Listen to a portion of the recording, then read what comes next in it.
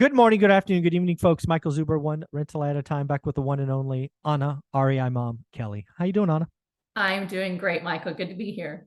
I get to ask you a question that I've actually been waiting to ask. You ready?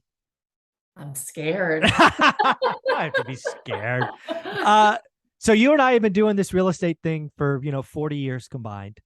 We both got to a nice place. I think we can say that. But I'm going to ask you to look back, and I'm going to ask you to pick out a couple of the hardest times because Yes. we don't get to where we are. It's never smooth sailing. We have our ups and downs, and I think sometimes it encourages others because some of them are still starting, and I think Yeah. it's fair to say the first 4 or 5 years are slower than we all want. So Yes. sometimes admitting our hard times help others keep going. So Anna, when you look back over the last 20 years or so, what were two or three of the hard moments for you on your journey? Mm. Gosh, I've had a lot, but I would say the first really hard moment, I had a new baby in 2003. My son, who's now 19, was premature and in the hospital and in the NICU, and I worked full time and I was needing to go back to work. And I thought, I want to be home with my baby so desperately. I got to figure something out. So I had watched multiple episodes on bed rest of HGTV's Flip This House shows, the very first ones that came out. And they told you, you could make 100 grand on a house. I thought, man, honey, we can do 2 flips a year and I can be home with my kid. Let's do it. Yeah. So you mentioned episode 2, people jumping in and buying a house with no research. I was like, how hard can this be? I've done mortgages, I've done private banking. We'll just buy a house and we'll find contractors and we'll flip it. Well, we decided to flip that house. And during our renovation, the economy was starting to slow a little bit in Houston. And during our renovation, we made all kinds of mistakes. Well, during that process, we had now 2 mortgages. I knew nothing about private money, so I got a traditional mortgage. 2 mortgages, a brand new baby, medical bills, a 6-figure school loan, and a house payment. Well, yeah, that includes that, a car payment. And my husband lost his job. So we had my Whoops. income and all those payments, and the renovation wasn't going well. We were bleeding money, going into credit card debt, and we couldn't sell the house. It sat on the market between start to finish over a year. And we just thought we're going to go under because of one property flip. And it was so hard, so devastating. We thought we made the stupidest decision we ever made. We finally sold it. But it was really, really tough until my husband got another job to manage our own mortgage plus a second one and holding costs that we had no idea would get so high. Wow. Did the story have a happy ending, or did you end up losing a little money on that first flip? We lost about $10,000, which in the grand scheme of thing was really good for our first one for everything. Yeah. Yeah. And the holding cost is what killed us. So we Absolutely. bought Yeah. on a house, we bought on the house on the street that we didn't know what was happening around it. And Mm. essentially a builder came in and tore down all the houses on the block next to us and built new mid-rise Victorian look-alike Mhm. properties, and they were for sale for less than my original Victorian that was smaller that we Oh, were trying to sell. So that was one thing that killed us. But the happy ending was my husband said, we're never doing that again, right? And yeah. so Yeah. like, That okay, was well, no fun. I guess we're not flipping properties anymore. So we decided at that point to start his own business. And real estate was just kind of a thing that, we had a rental property, we had a tenant. We'll just kind of do it on the side maybe, but he's going to start his business. So it moved us to Pennsylvania Okay. in 2007 at the height of the economy. Mhm. And I thought, hey, this is great. We were brave enough to buy a building that had tenants when we moved here in '07. So the tenant process that I learned before the flip, and we had a tenant in the garage apartment behind the flip that helped cover some of the costs. Otherwise, we would have lost more money. Made us go, okay, let's buy a property in Pennsylvania, have some tenants, start his business. And then ultimately, my story progresses. We had the Great Recession, which led to the second most difficult period in the last 20 years. But that flip really got us thinking more about real estate instead of just kind of dabbling. Mm. And really was kind of the impetus for us to keep doing it, but find a different way than flipping. Yeah. I mean, that's a $10,000 lesson. Yes. Real estate's not a hobby. It's certainly not easy. No. HGTV is probably responsible for more people losing money than Yes. any other TV, any other broadcaster. I don't know what they're called, but Yeah, so yeah, I mean, but it also sets you on a better path. So again, talk about lemonade out of lemons. That's pretty absolutely. amazing. So let's talk about the second hard moment, because again, I think we're heading into a recession, Yeah. certainly a bad economy. I think people would appreciate hearing how you survived and dominated the last one, just so they can know they'll get through it too. Sure. So, long story short, fast forward to 2007, we started a business in a small town thinking the economy was only going to keep getting better. We had business consultants. They were all telling us things are rocking. Go, go. It's great. You're going to do amazing. And the first year we did amazing, right? I worked for AIG Mhm. and my husband had his startup business, but we started with about $700,000 in debt. So we had paid everything Damn. in Texas and started over here.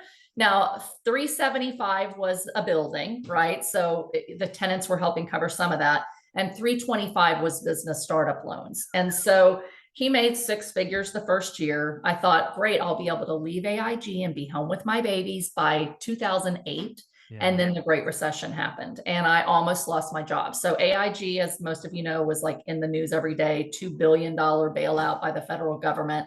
I was told every day, be looking for jobs. We're probably going to be sold and your job's probably going to be eliminated. So the week that everything really crashed in 2009, because it was kind of a several month process, I lost 2/3 of my 401k, was told I was probably going to lose my job and found out I was pregnant with baby number 3. And Oh, wow. we were just devastated. We're like, we've lost, like my retirement is all we had left and my job was the only thing sustaining us. And I thought the world was going to end. I thought, man, everything I've tried to do to be wise with money is all crashing down on us because we couldn't see what was ahead in the economy. And I had no idea what was coming. So I'll never forget sitting in my kitchen. We had lived in a 4-unit apartment building. If I had not house hacked in early 2008 and moved and downsized, we'd lived with my in-laws for a year because we took a step back to start his business. Bought a 4-unit, lived in one of the units to live below our means. If we had not done that, we would have gone under. But our tenants were paying our living expenses. My husband's business was at least paying for his staff, right?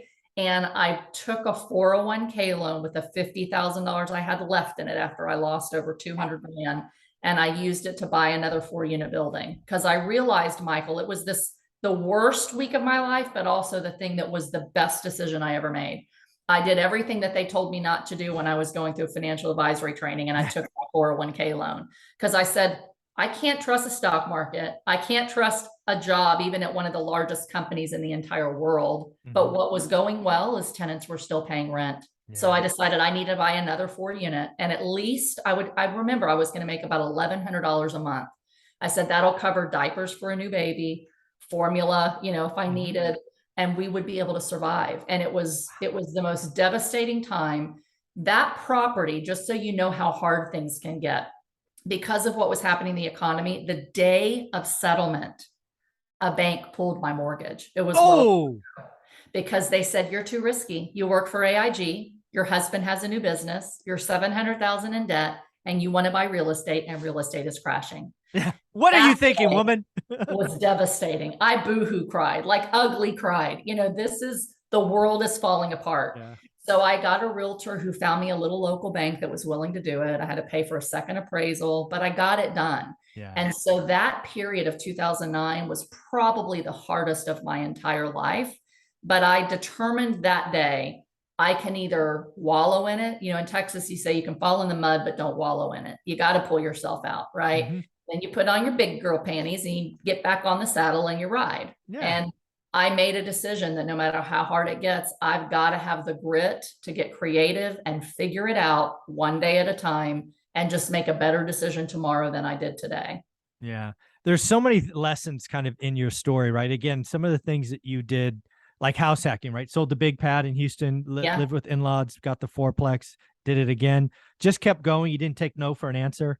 Let's end on a positive note. Let's talk about the day or maybe the moment you knew you were going to retire, right? Your fast forward, I think that was 18, I think. It was 2018. So this was essentially a 9 to 10 year period of struggle from, 2008, early 2009.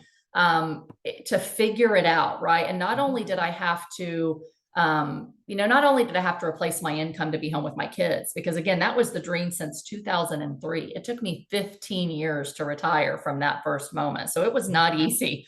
And a lot of it was the economy, but I had to not only replace my income with real estate income, I also had to cover my husband's business employee costs as his business was trying to struggle out of Obamacare and changes to reimbursements and all of that kind of stuff. So it took me a long time. But in 2008, essentially, one other really important lesson that I think will help people right now is that when these things happen, lending tightens up. Exactly. And so not only did that first deal fall through, but every time I started making progress and developed equity in my units by fixing them up and raising the values and the rents, I'd go to a bank and say, can I tap my equity to buy another property? And I had 10 no's. I mean, no, no, no, no, no, no, no. It takes a while for banks to get not nervous after something like a deep financial crisis.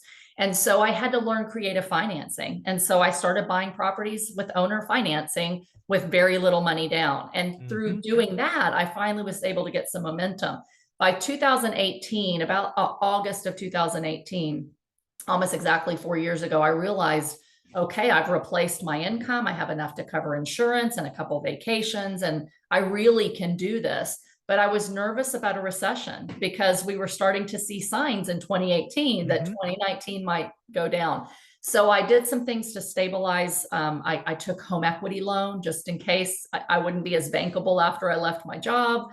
I sold a property so that I could have $100,000 in liquidity. And I decided to do my first larger apartment complex. So by that time in 2018, I had 70 units that I owned alone. So it took me, 10 years to do it, but I got 70 units and that was enough for me to retire. And then I walked away after I did my first large JV apartment deal, got a good acquisition fee, created another, strong five-figure income from that deal. And then I retired and I left May 3rd, I believe, of 2019. That is awesome. And folks, if you want to see that interview that she did on May 3rd and May 4th, it's in her playlist. Anna, you've been giving back to the community forever. Thank you so much for what you do. Again, folks, if you're in it, and a lot of us are going to be in it, in a hard economy, you need to probably watch this video a couple of times because it's hard for all of us. And yeah. Anna, thank you for everything you do. Bring us home and tell us where people can find you. Great. You're so welcome. And I just encourage all of you to keep at it, because there's nothing that builds true wealth that you can actually keep and that'll preserve your capital like real estate does. It's the best thing I ever did. You can find me on social media at Anna Kelly REI Mom. You can find me at my website at reimom.com. Thank you so much. Have a wonderful week. You too.